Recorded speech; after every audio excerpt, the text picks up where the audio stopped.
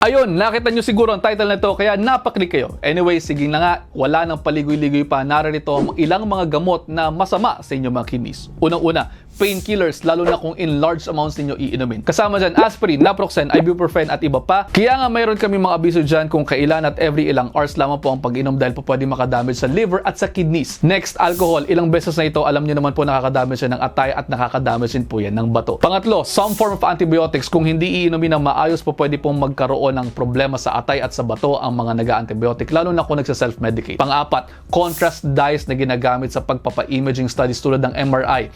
Pero kung kailangan naman, meron naman po mga renal doses na ibinibigay sa inyo ng inyong mga nephrologist ninyo. Kaya bago kayo magpaganyan, kadalasan kinakailangan ninyo ng nephroclearance. At last na, alam nyo na to, illegal drugs tulad ng heroin, cocaine, ecstasy at amphetamines. Lahat naman yan po pwede pong makasira sa bato. Kaya wag basta-basta tira ng kung ano-ano. Magpatingin sa inyong mga doktor bago pa man mag-take ng mga meds. At ayun, almost 1 minute na to. I hope you're all 1 minute wiser. Pakipusuan kung may natutunan. See you next episode. Ingat!